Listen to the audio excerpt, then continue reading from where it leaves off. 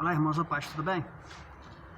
Vamos meditar numa passagem que está lá no primeiro livro dos Reis, capítulo 17, diz assim: Ora, Elias de Tisbe, em Gileade, disse a Acabe: Juro pelo nome do Senhor, o Deus de Israel, a quem sirvo, que não cairá orvalho nem chuva nos anos seguintes, exceto mediante a minha palavra. Depois disso, a palavra do Senhor veio a Elias: Saia daqui e vá para o leste, esconda-se perto do riacho de Querite, a leste do Jordão, você beberá do riacho, e dei ordens aos corvos para que o alimentem lá. E ele fez o que o Senhor lhe tinha dito, foi para o riacho de Querite, a leste do Jordão, e ficou lá. Os corvos lhe traziam pão e carne de manhã e de tarde, e ele bebia água do riacho. Verso 7. Algum tempo depois o riacho secou-se por falta de chuva, então a palavra do Senhor veio a Elias: Vá imediatamente para a cidade de Serepta de Sidom, e fique por lá. Ordenei a uma viúva daquele lugar que lhe forneça comida. Vamos pular para o verso 13. Elias, porém, lhe disse à viúva: Não tenha medo, vá para casa, faça o que disse, mas primeiro faça um pequeno bolo com o que você tem e traga para mim, e depois faça algo para você e para o seu filho. Verso 14. Pois assim diz o Senhor, o Deus de Israel: A farinha na vasilha não se acabará, e o azeite da botija não se secará, até o dia em que o Senhor fizer chover sobre a terra. Amém? Bem, essa passagem aqui fala de um momento na vida do profeta em que havia uma forte seca sobre a terra. De acordo com a palavra do profeta, ou de acordo com a palavra do Senhor através do profeta, não vou entrar nessa questão. Mas a seca se abateu e deu-se um período de crise econômica por conta da escassez. As pessoas não tinham do que se alimentar, não tinham água, a escassez se abateu sobre a terra. E aí, Deus conduziu o profeta a duas situações, para que ele pudesse se garantir, para que ele pudesse se alimentar, para que ele pudesse continuar existindo no meio daquela crise toda. A primeira situação foi junto ao ribeiro de Querite, e ele ficou ali bebendo da água do ribeiro e se alimentando do que os corvos levavam para ele. A segunda situação foi na casa da viúva.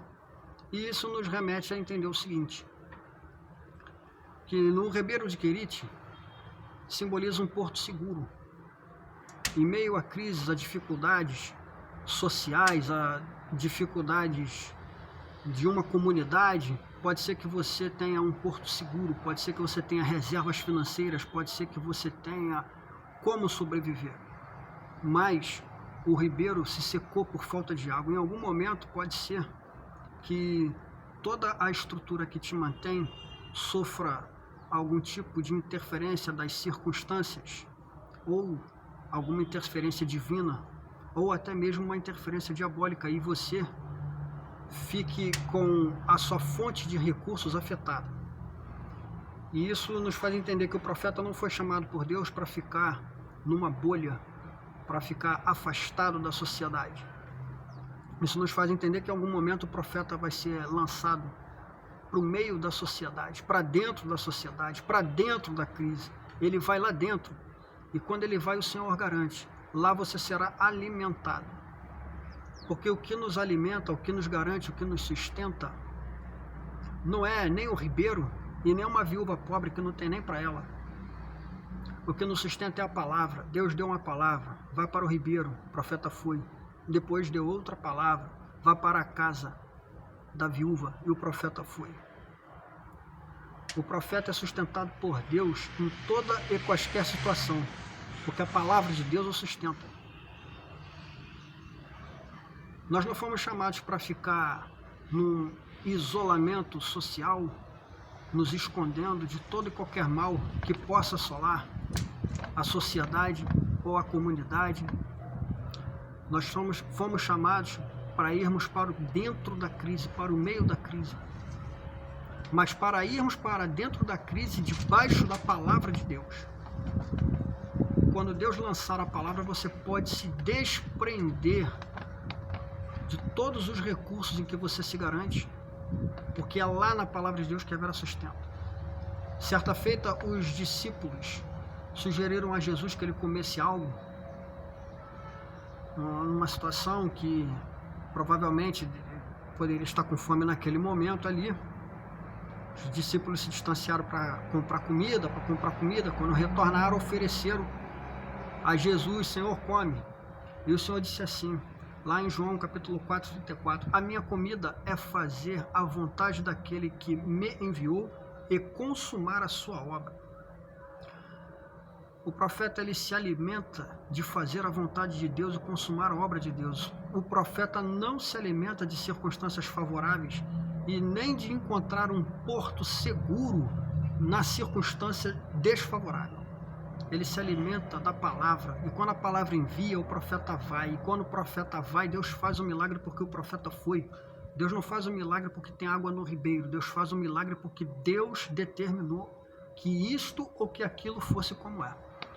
Você está no porto seguro, você está tranquilo, você tem 8 carrinhos de compra dentro da sua casa, estocado, está tudo legal, está tudo na paz? Pois bem, mas a crise em algum momento pode fazer o ribeiro secar.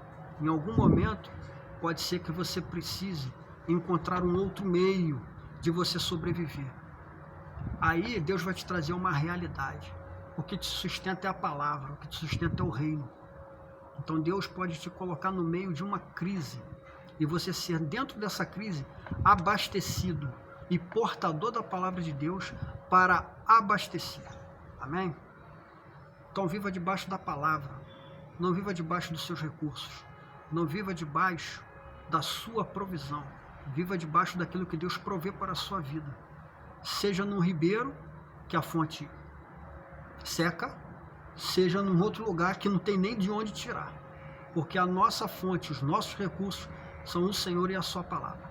Amém? Que Deus te abençoe nesse dia, receba essa palavra em meio à crise, em meio à falta de crise. Não sei como é que você está nesse momento de quarentena, de pandemia, se você tem para comer, se você não tem, mas a palavra do Senhor, eu tenho certeza que a palavra do Senhor é poderosa para te abastecer e para te sustentar e para te enviar, porque quando você é enviado por Deus, você é enviado, mas Deus dá a provisão em meio a toda a situação.